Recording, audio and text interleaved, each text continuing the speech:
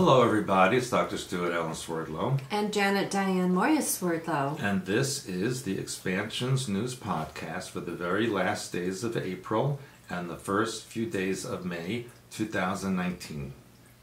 Of course you wouldn't know it was the last few days of April and the beginning of May because we're having a very big snowstorm. Well, that's normal for Michigan, though. Well, even so, it's May practically. Yeah. And we have about 8 inches of 20 centimeters or more of snow. Did you remember to introduce our Ewok? No, because the Ewok annoys me while we do our podcast, and you like him more than me. So maybe one day I'll be sitting in the box on your desk, and he can sit here and do the news. Maybe. How about that one? That would be a good one. one. Of course, I would have to be completely naked. Well, like, you could have a fur. Like he is. Well, he has a fur coat on. Yeah, so do I. You could wear a fur coat. Yeah. So anyway, back to the news. It's very serious news this week, and a lot of it. Because as we know, earlier, in fact, just right after we did our last podcast, there was a terrorist attack in Sri Lanka, which killed initially 321 people. 3, 2, 1. Now, subsequently, more people died, but initially there was 321. And the Sri Lankan authorities have taken steps to crack down on new potential terror threats by blocking social media and arresting more than a dozen people after the suicide bombings, which were allegedly carried out by domestic radical Islamic groups on Easter Sunday. Is that my stomach, or is that... It's your stomach. That's something else, yeah. Now, interesting, and this is just updated as we were about to do the podcast, that the Sri Lankan authorities attacked Muslim hideouts in Sri Lanka and killed 16 people, including 6 children and a bystander. Good work, Sri Lankan police. Really great. And there was more than 600 people injured. They were carried out by 7 suicide bombers from a local militant group named the National Thoik Jamaat. I don't know how to say that. It's in Sri Lankan. And according to the New York Times, which you can't believe too many things they say, that the group promotes Islamic terrorist ideology. And guess what? They have 13 suspects. So they killed 3, 2, 1, and they have 13 suspects that have been arrested, all of whom are Sri Lankan citizens.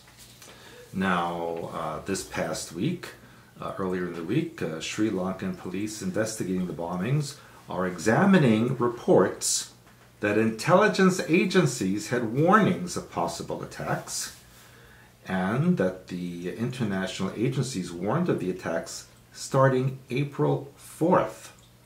And they happened April 21. So 17 days to do something, and Sri Lanka did nothing. I actually have updates maybe from what you have when you're done. So why didn't they do anything? And of course, ISIS claimed responsibility for the attacks, which killed all the people on Easter Sunday, but provided no evidence. Sri Lankan Minister of Defense said the attacks were in retaliation for last month's terrorist attack against Muslims in Christchurch, New Zealand, in which 50 people were killed, although he also had no evidence. Well, this is all BS, as we know, because the attacks in Sri Lanka were the retaliation by the deep state for closing the satanic portal at Notre Dame. And now Sri Lanka has implemented an emergency law giving police powers to detain suspects without a warrant. That should what could go wrong with that? According to Russia, the head of the Russian Federal Security Service said as many as 1,500 Islamic terrorists with combat experience are now in Europe.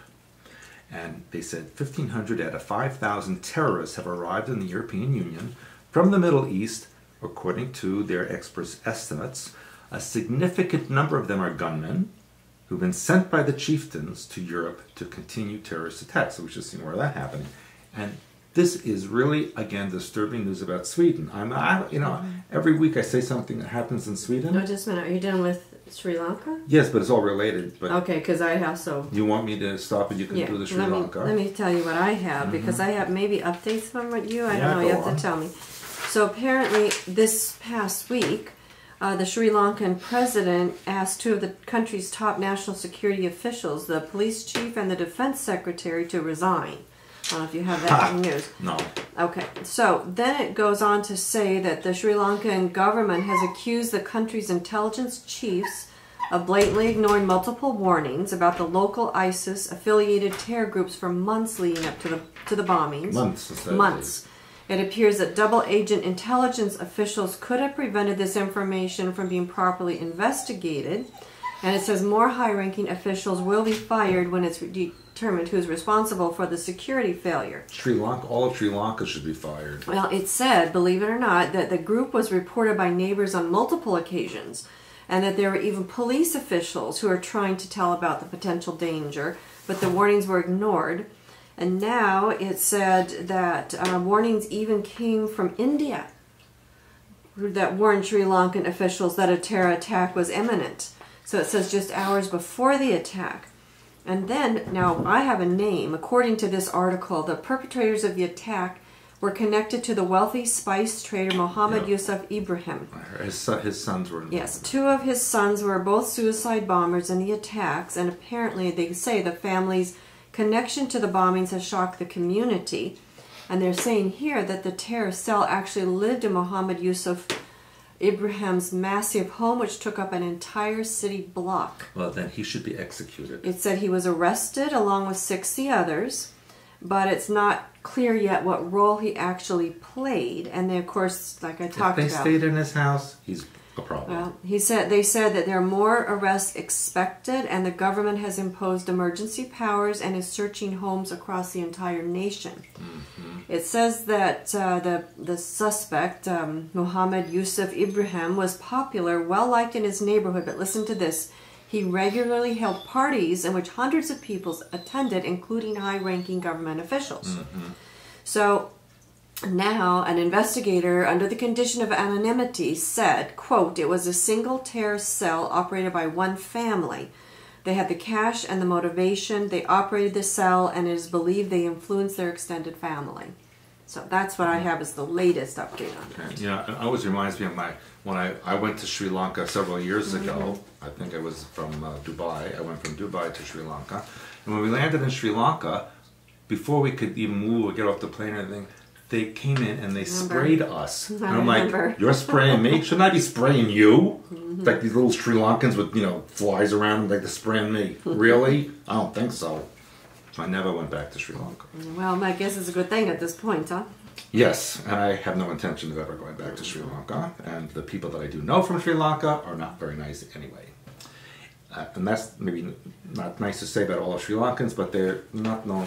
There's a book called By Way of Deception, written by a Mossad agent, and Israel trained Sri Lankan authorities, and they were not happy with them. They used derogatory terms for them, let's just say that, because they were so stupid. Anyway, Sweden. Sweden refuses to block returning ISIS fighters from returning to the country, and is now forcing 41 municipalities to shelter them and provide welfare benefits. I saw that. It makes no Sweden. No, but it makes no sense. The Vikings would turn over in their graves and then chop your head off. According to Swedish broadcasting company SVT, the Center for Violent Extremism invited officials from 41 municipalities to an event which aims to teach them about returning terrorists in order to, quote, provide support to the municipalities that have or may be able to receive returning children and adults from areas previously controlled by the Islamic State, unquote. Information that they have on ISIS members are that they're currently en route to Sweden from former Islamic State territories in the Middle East, or have already made their way back to Sweden and have been given to them from Swedish security forces called Säpo, the Swedish security forces, Säpo. According to this information, the purpose of this is to create the conditions for the police and municipalities to be able to handle individuals who are or have been in the conflict areas and possibly returning to Sweden. Because returning Islamic State members have Swedish passports, as per Swedish law, they can't be turned away. This is the pretext by which the 41 municipalities are being forced to take in the ISIS returnees. Why don't they revoke their passports, since they're really not Swedish anyway? And if they're known to have caused problems, expel them. And if they're known to be problem people, put them in jail, right? First of all, these are not Swedish people. They're people who were given Swedish passports by the moron Swedish government. So then they should revoke their freaking but passports. Then they're loose in the world, so they know their problem. But they're not in Sweden. But okay? put them in a jail.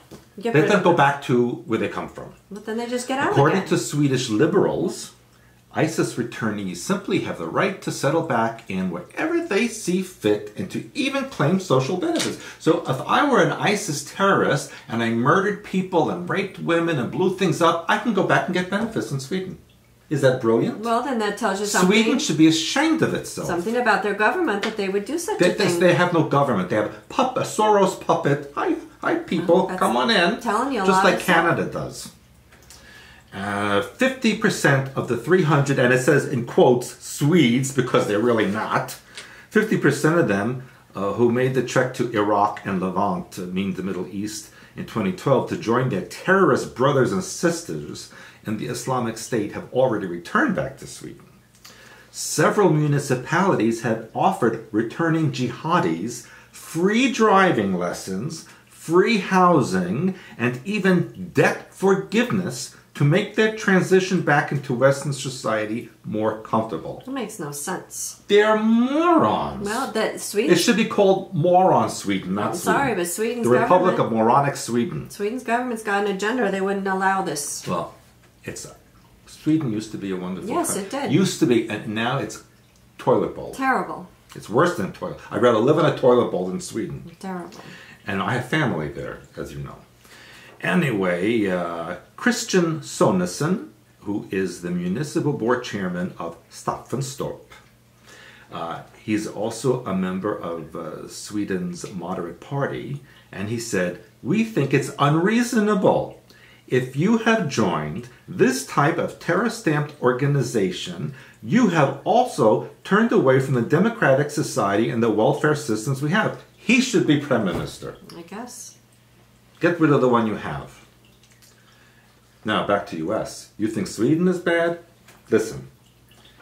The truth of violations of law by the Obama White House, long buried, is being excavated by two private groups.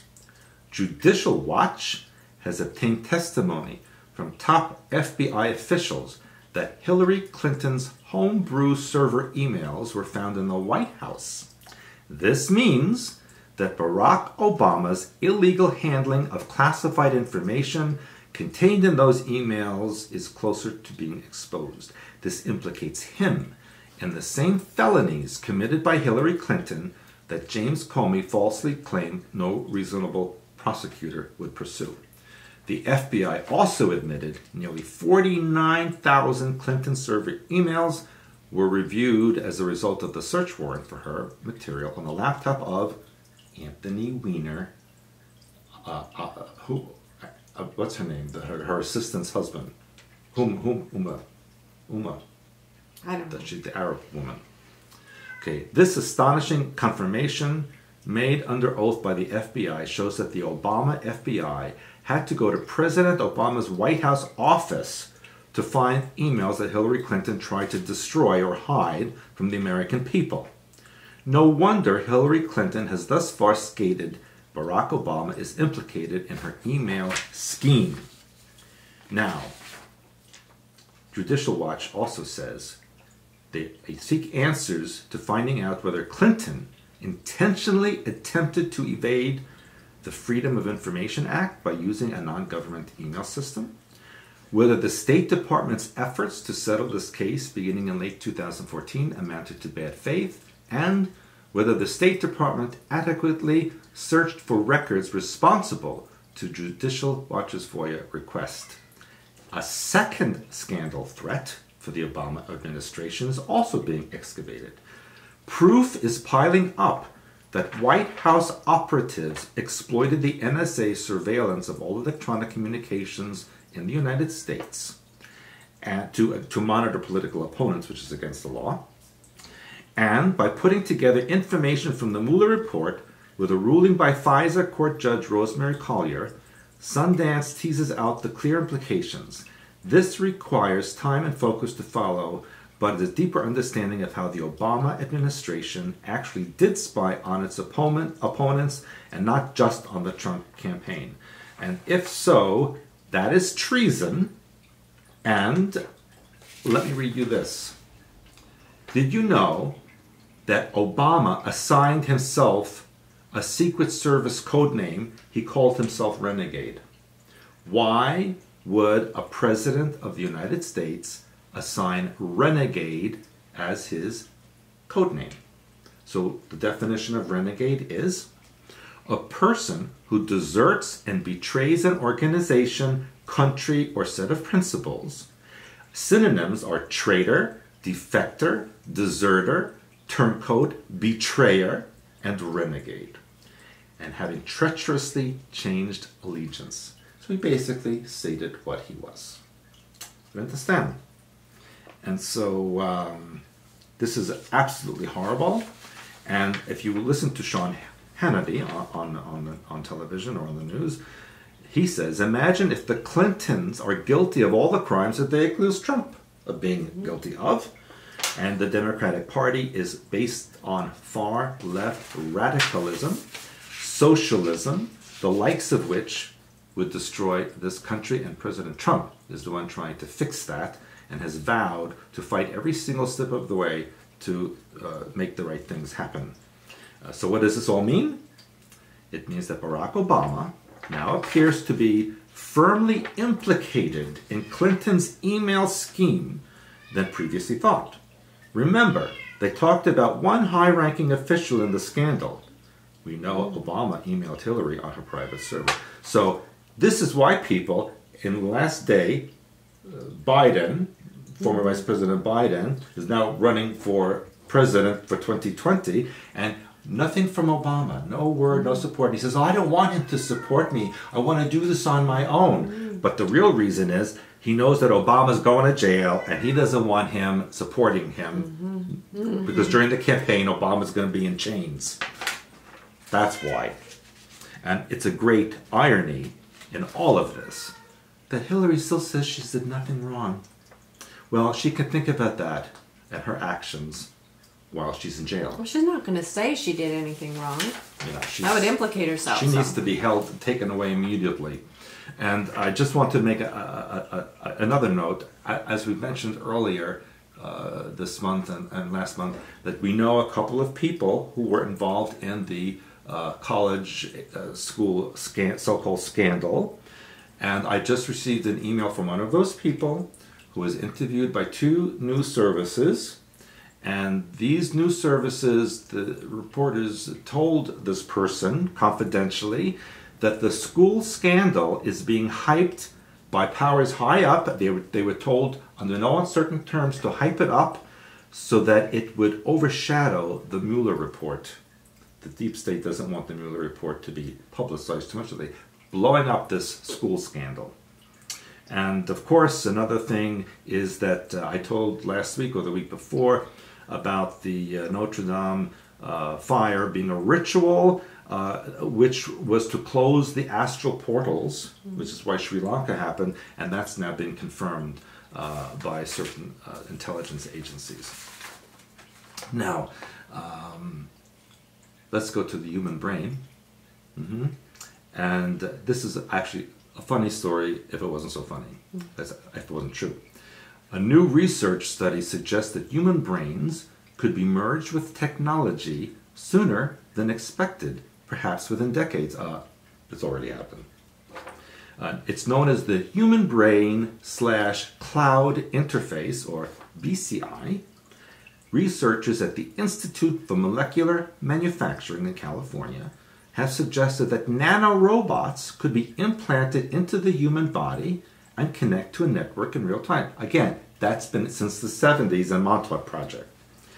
These devices would navigate the human vasculature, cross the blood-brain barrier, and precisely auto-position themselves among or even within brain cells.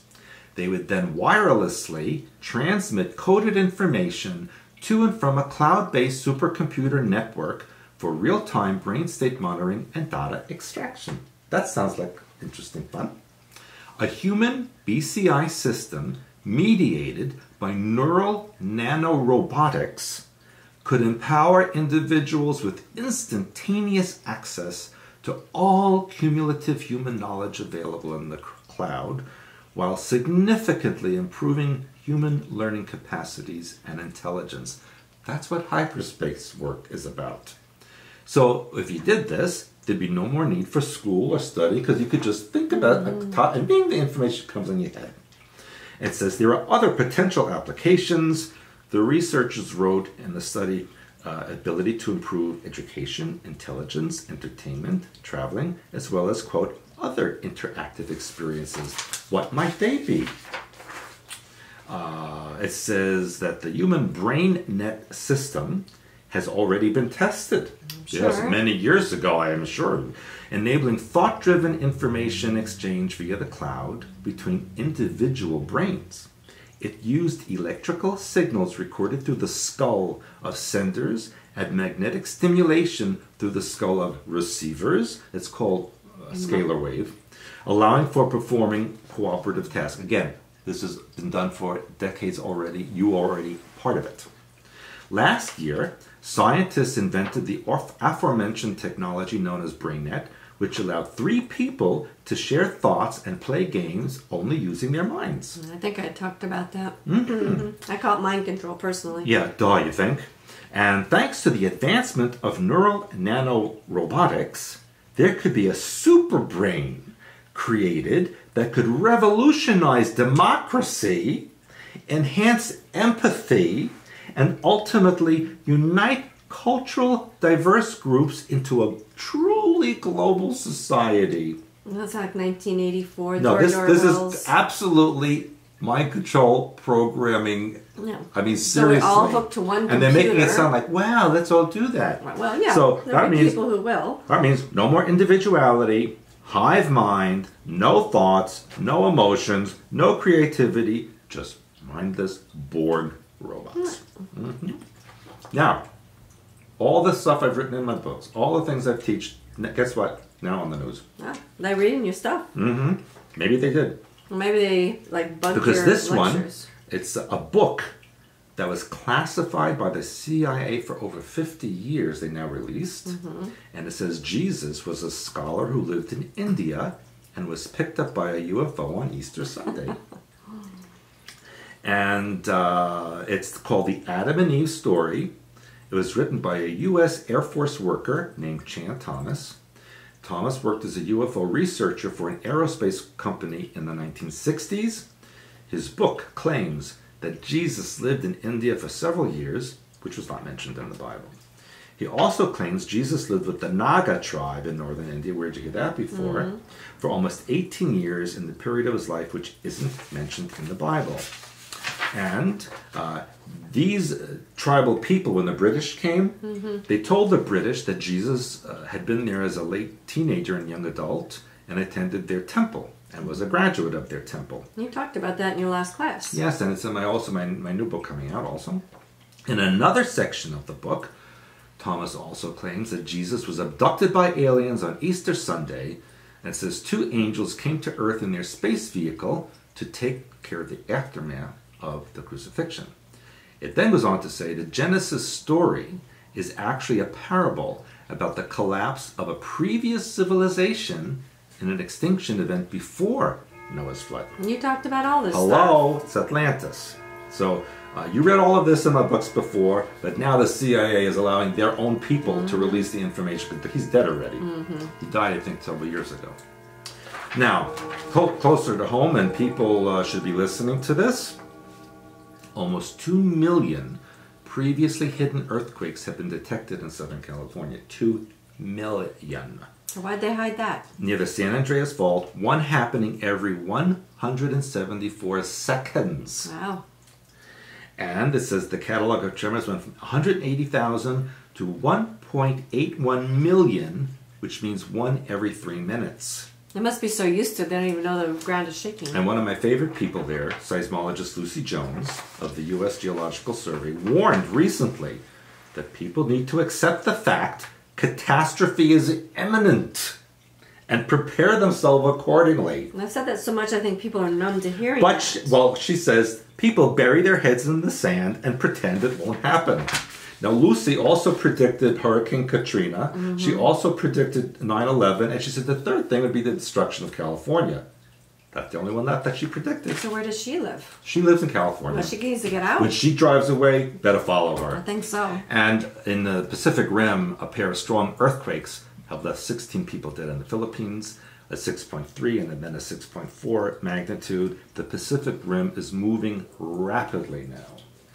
And going back to the Middle East briefly, because this happened in Passover, snow fell on Mount Hermon on the Sunday during Passover for the first time in 22 years. They had 8 inches of snow like we were getting. And they said snowfall was also reported in the Golan Heights. And of course we have our snowstorm here. Right. Right before May. Right. So we've talked quite a bit about civil war here in the U.S. Yeah. And we've also talked really about religious war and how that's actually being repeated. So this was kind of an interesting story about a former Arizona State Senate president named Russell Pierce.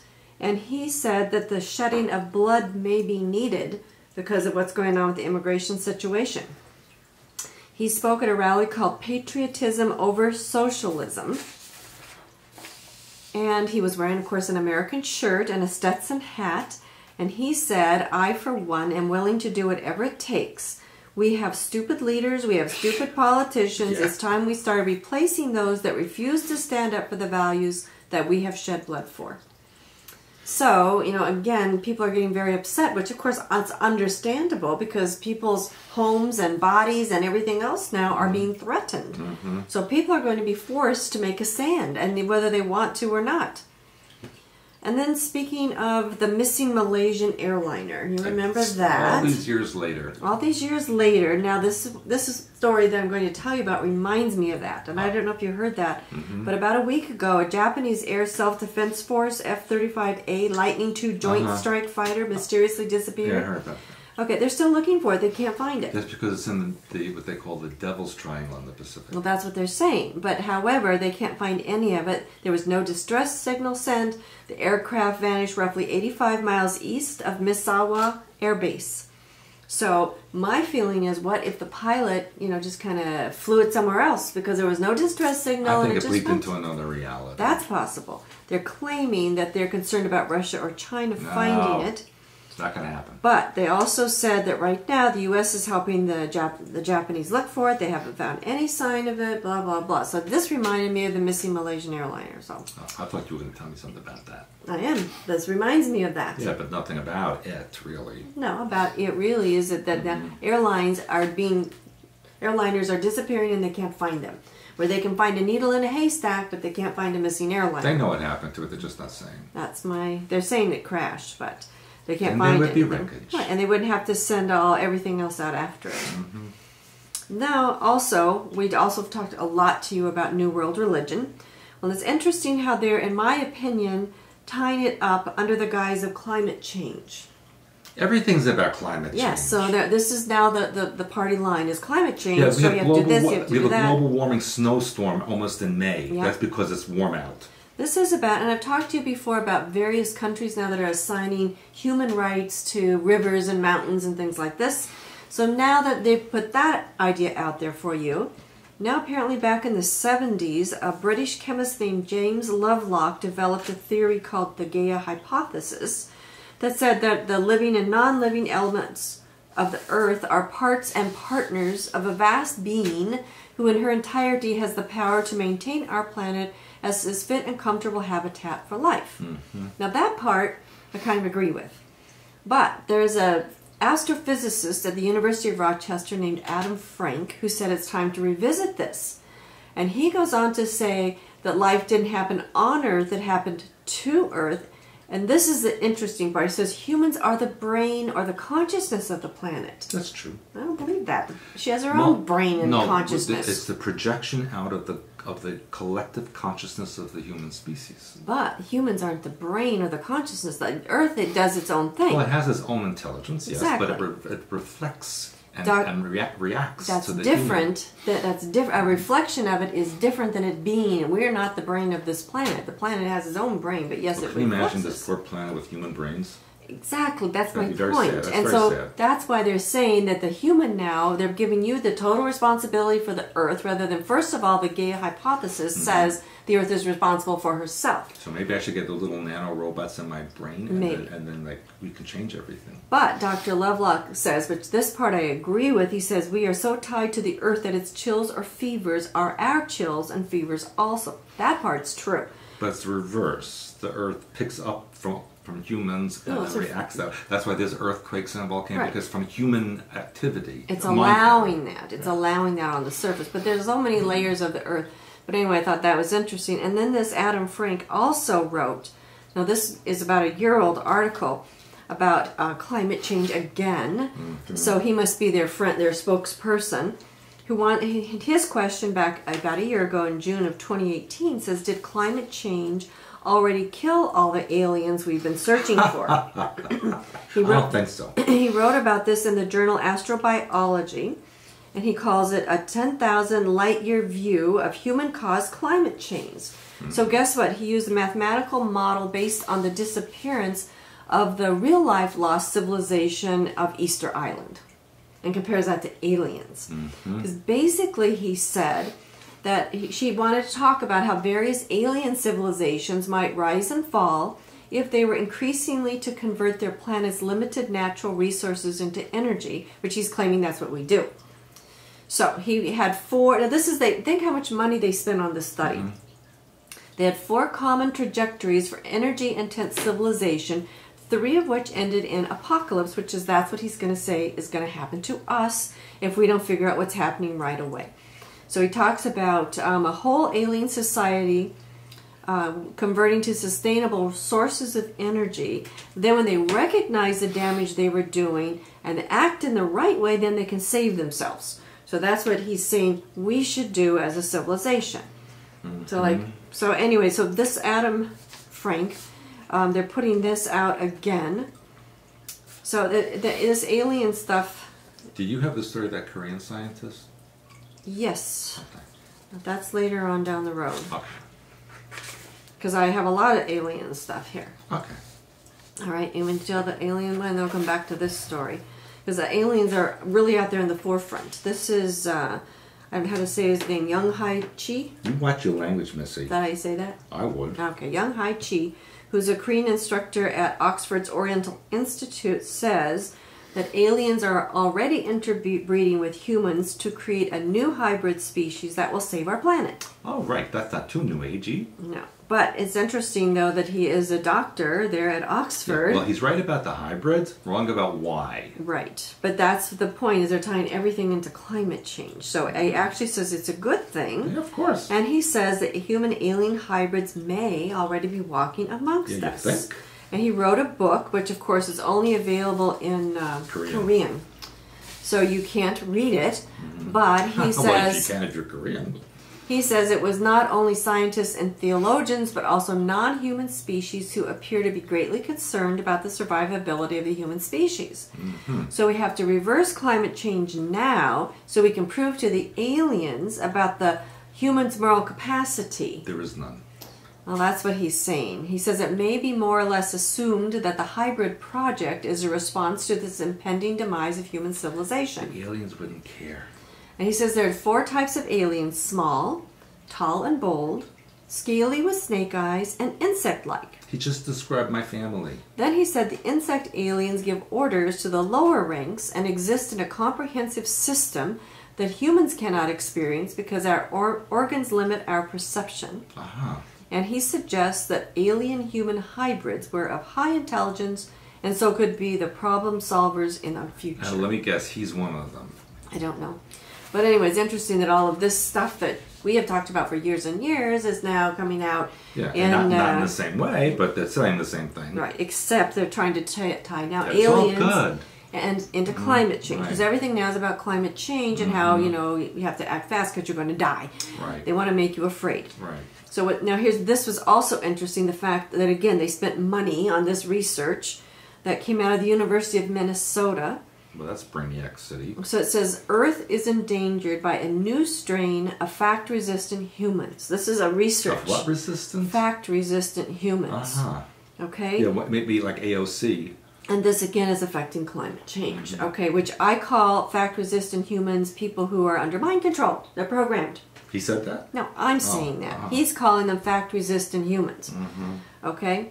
He said they're virtually immune to any form of verifiable knowledge, leaving scientists at a loss as how to combat them. And they're saying this is the biggest danger to Earth, is people who don't listen to fact. Off with their heads. So he goes on to say these humans appear to have all faculties necessary to receive and process information, and yet somehow they have developed defenses for that, have rendered those faculties totally inactive. As facts have multiplied, their defenses against those facts have grown more powerful. That's about everybody I've ever met. The normal functions of human consciousness have been completely nullified. That's the truth. Our research is very preliminary, but it's possible that they will become more receptive to facts once they are in an environment without food, water, or oxygen. Then they'd be dead. Right, that's his point. That once they're dying, they may have said, oh, maybe there really is climate change. Too late. So it's, you know, it's interesting. They're studying the effects of mind control and programming on people. But at He must be a Democrat. No, it's from the University of Minnesota. It's government funded. Democrat. But government stuff put out. Now this last story that I have, again, I've talked to you about New World religion, I've talked to you about mind control, I've talked to you about aliens and climate change. And watch the story continue, because in New World religion you need drugs, and which we're seeing now in the U.S. Yeah. Okay, so here we have, this is out of Hebrew University. Oh, in Jerusalem.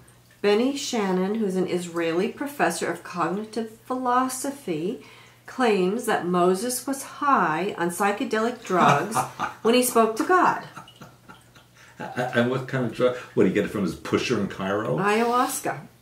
He says that apparently what you need to make ayahuasca is native to the Sinai Peninsula. No, it's not. That's what he's telling people. It's a lie. Out of this Hebrew University. It only comes from South America. No, he says it's very similar to that. So anyway, that was interesting to me now, that because Oh, my there's goodness. Yeah, this was out of Hebrew University. And he says, as far as Moses on Mount Sinai is concerned, it was either a supernatural cosmic event, which I don't believe, or a legend, which I don't believe, or finally, very probably, an event that joined Moses and the people of Israel under the effects of narcotics. Right. Then he goes on to talk about the book of Exodus. He's a doctor. Well, they say he's a professor, so I can't say he's a doctor. Probably cleans the bathrooms. Of cognitive philosophy. He says the book of Exodus, which is the encounter that Moses has with God, is marked by thunder, lightning, blaring trumpets, similar to visions described by people under the influence of psychedelics.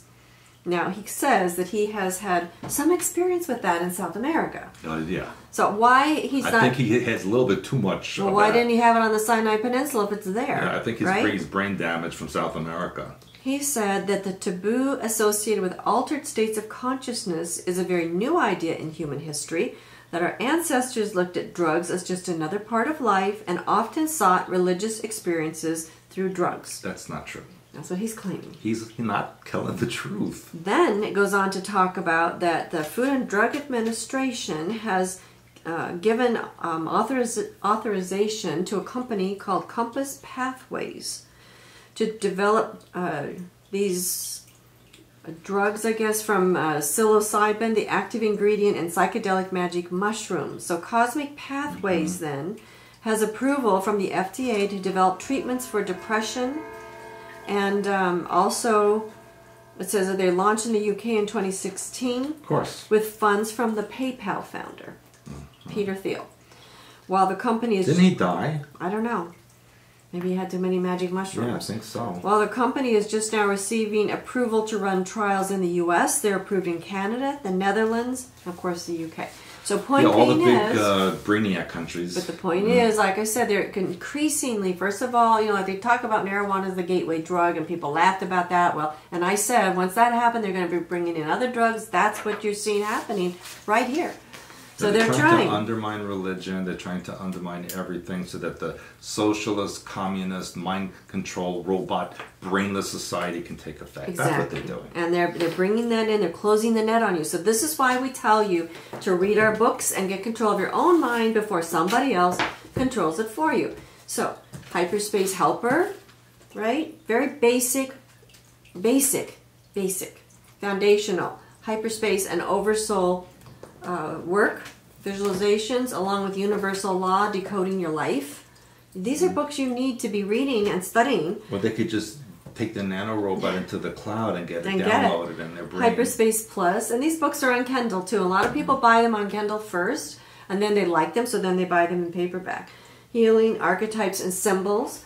We have 13 Cube case studies in mind control and programming. I mean, really, when you see these things and people are thinking, wow. Did you write all that? We wrote a lot of books, and then we have, of course, if they want to read what you wrote versus what all these people are saying out there, but many years ago, Blue Blood, True Blood, and True World History. This was on the news before there was news. That's right. And Montauk Alien Connection, which is, of course, your autobiography. Montauk is always big in the news. It doesn't go away. So you got to look at that. Yeah. So we have a ton of books. Be sure and read our books so you know what's going on in your own mind, because it's a crazy world. And also get a membership, less than $1 a day. People write in all the time with Q's and A's. Questions on the YouTube and Facebook. And yes, and speaking of Q&A, please don't ask me questions that require my books to answer you. Yeah, read the books. Or a chapter, like, just read the book. We have a lot of books out there and information that you can get the answers from yourself. We teach you how to get the answers from the exercises that we give you. We have the Q&A blog on our website. Yeah. Plus, since you brought those up, we do have 3 new books coming out. You completed the editing on one already? It's already at the... Well, it's being laid out. And then one, we're just finishing the editing, and then the massive one, will hopefully soon will be completed, the medical book. Well, sooner or later they'll all be out. But in the meantime, join our site, less than $1 a day. So. And May is the last month of the webinars until September. And remember, don't forget, April 30th is our deadline. That's coming up in a couple of days for those who want to join our trip. I have one more place left, possibly 2, because I have a private car going. They might be able to. Otherwise, you're going to give it to one of the immigrants, maybe illegal immigrants. But we are closing the registration here very soon. And then, also in May, I'll be in Houston and in Istanbul. Not at the same time, but first I'll go to Houston. You could bilocate for and then I'll go to Istanbul, and then you'll be. So I come back. Actually, you'll be going to New York for a few days, and then you come back, and then you leave me again alone and desperate, and you have the Ewok with you. That's the problem. The Ewok deserted us; he didn't come back. And hopefully by June it'll stop snowing. Hopefully. And then you'll be in Italy. The Clear Health and Healing Tour, which is what I just mentioned. The deadline's coming up here in a couple of days. And then we'll take a little bit of a break for the summer, which is supposed to be a cold summer. Hello, how unusual! And then September will be our September class. Yeah, and that's already on the website. It is. And we have dates on the website. Right. Yeah, and we have people signed up already. Really? Yeah. Seriously? Yes. I had no idea. I haven't had a chance to tell you. I guess I have to do it then. Yeah, we have people signed up. I was thinking of not doing it. I know, but we have people that have registered, and we have people asking. Well, so it's on. The September class is on. All right. All right. And then maybe I'll have a clone do it. Maybe. And then either the end of October or November now will be the Alternative Health Congress somewhere in the Caribbean. You're working it out. Yes. All right, so we got lots of things going on. It's never dull and boring here at expansions.com. No, I would like one dull and boring day. No, you wouldn't. Just one day. You wouldn't. I want dull and boring. You would be so bored you wouldn't know what to do with yourself. I'm going to wake up at the end of April and say, oh, massive snowstorm coming. That It's would be almost May. Then you would have to shovel. I'm not shoveling it. No? It's going to have to melt. Don't have to melt. I'm not shoveling it. All right. So anyway, remember we have new subjects and topics coming out on the monthly study blog in May. It's going to be very soul satisfying and growth oriented, I will say. Right. As always. All right, so take care. Until next time. Bye for now. Bye.